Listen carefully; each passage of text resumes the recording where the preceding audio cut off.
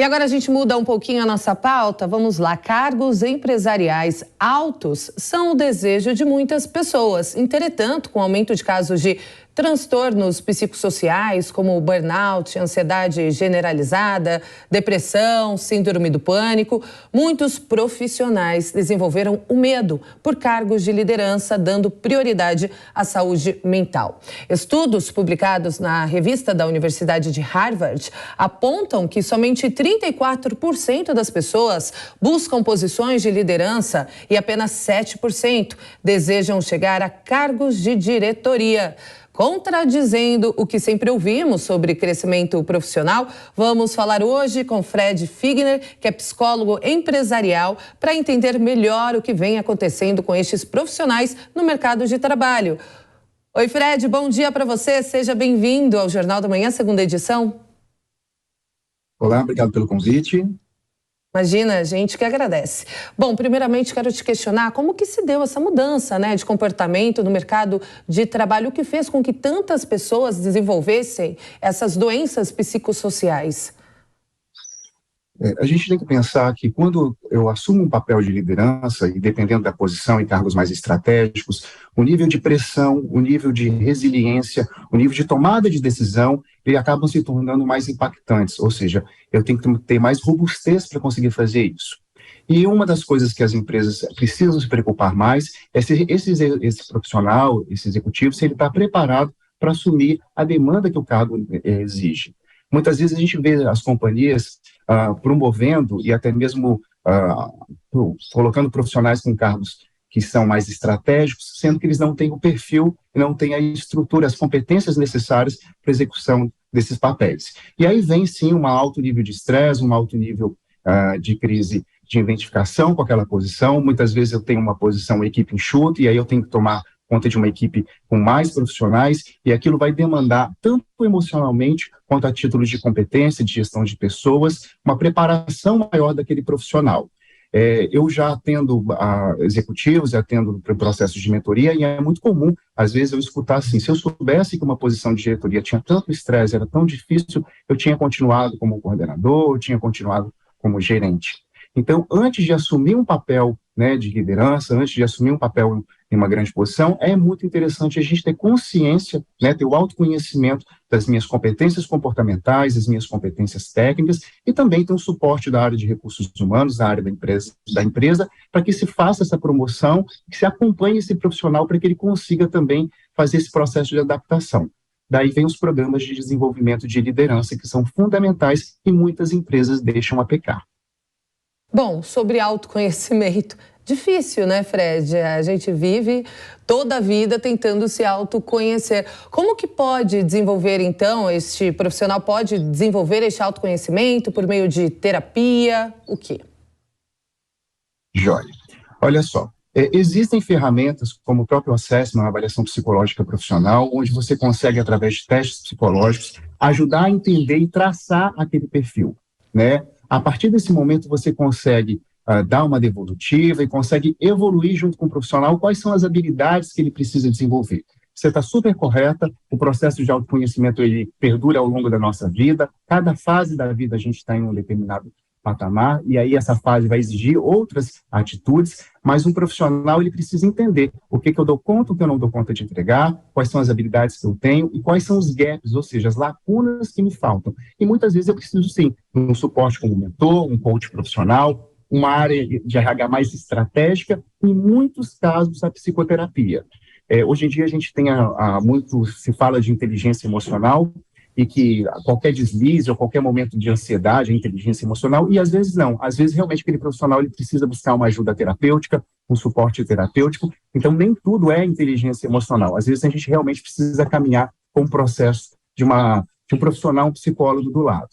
Em contrapartida, a gente tem que entender também que, antes de promover um profissional, antes de dar uma equipe para ele, eu preciso entender como a área de recursos humanos, como uma área empresarial, como uma área estratégica da empresa, se aquele profissional está no momento adequado para poder assumir aquela equipe, aquele time. Então, eu já vi ao longo da minha carreira excelentes técnicos, excelentes profissionais que executam muito bem o trabalho, mas a partir do momento que se tornam líder, acabam sofrendo com aquele processo, porque as competências exigidas para fazer a gestão de pessoas vão para um outro patamar, e não mais da parte técnica. Então, fechando aí a nossa análise, é fundamental que eu tenha, tanto faça cursos de liderança, muitas vezes é importante numa transição ou de carreira, ou assumir um papel de liderança, eu tenho um profissional do lado especializado para me ajudar, tem um suporte mais estratégico da área de recursos humanos, e eu costumo falar que autoconhecimento nunca é demais, porque a partir do momento que eu me torno líder, o primeiro princípio que eu tenho que ter é, eu só consigo desenvolver o outro se eu passo pelo processo do autodesenvolvimento. Ou seja, se eu conheço as minhas fortalezas, os meus gaps, e se eu crio um plano de desenvolvimento individual para aquilo que eu preciso desenvolver ao longo da minha trajetória enquanto líder. E aí, essa pirâmide, ela vai exigindo cada vez mais competências mais robustas para posições estratégicas. Agora, Fred, o profissional que conseguiu chegar lá, ser líder, coordenador, enfim, gestor que seja, se ele desenvolve um burnout ou uma síndrome do pânico, precisa ser afastado, como lidar com essa frustração e como que a empresa também deve lidar com este profissional vulnerável? A gente tem que lembrar que a gente está ainda, né, finalizando aí uma pandemia, então, assim, durante a pandemia eu tive um papel muito ativo, né, teve muito adoecimento, e a gente ainda tem, mediante essa questão, e eu costumo falar que antes de ser um bom líder, a gente precisa ser, o primeiro princípio é ser um bom ser humano.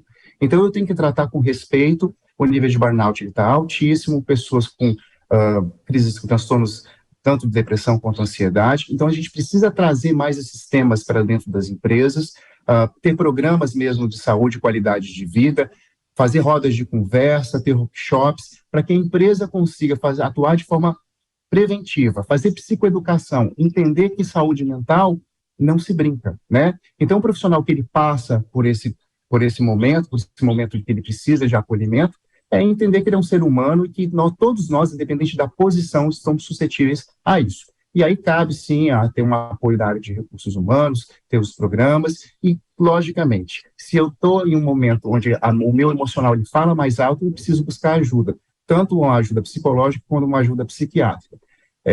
Pensando nos tempos atuais, onde a gente tem tantas coisas acontecendo, né, é mais do que natural que a gente comece a colocar autocuidado e saúde mental num patamar onde ele realmente merece. A partir da saúde mental, eu consigo, então, galgar todas as outras áreas da minha vida, inclusive o crescimento profissional.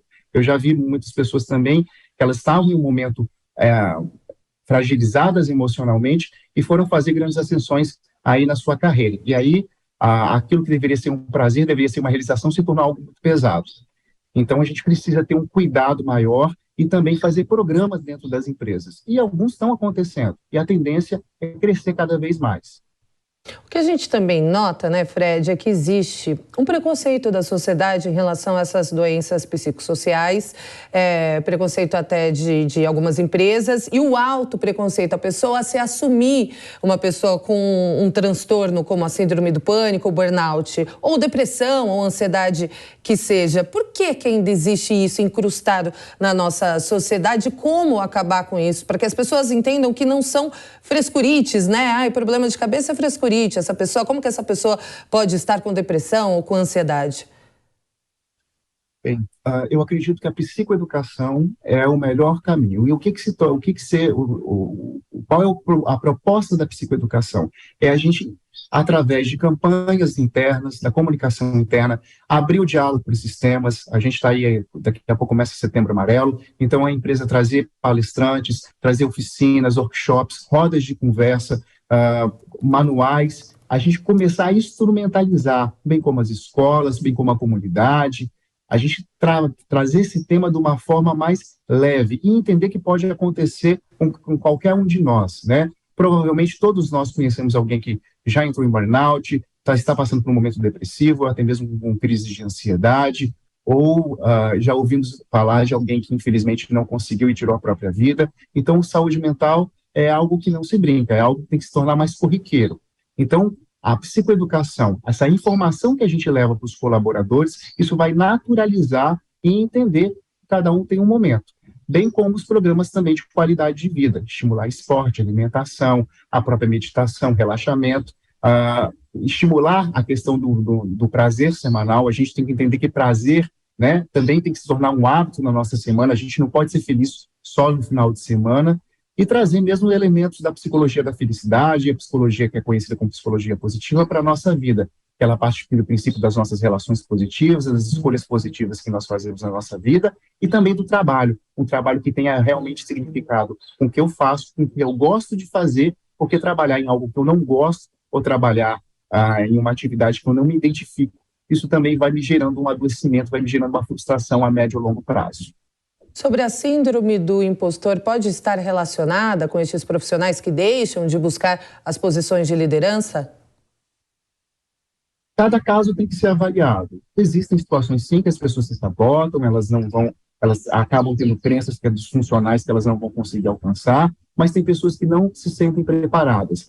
É muito interessante que grandes executivos, grandes profissionais tenham um profissional do lado para poder compartilhar, para poder ter um olhar de fora, seja um mentor, seja um coach, seja um consultor, seja fazer um processo de psicoterapia. A gente tem que entender que muitas vezes na nossa jornada profissional, a gente precisa trocar com alguém que não é dentro da empresa. Existem sim áreas de recursos humanos que têm profissionais dedicados, estruturados, que conseguem dar esse suporte, mas é sempre interessante a gente ter um profissional de fora que possa conseguir caminhar com a gente. Agora sim, existem pessoas que têm total habilidade, total competência, mas aí a autossabotagem, né, ela fala mais alto e a pessoa ela acaba não arriscando.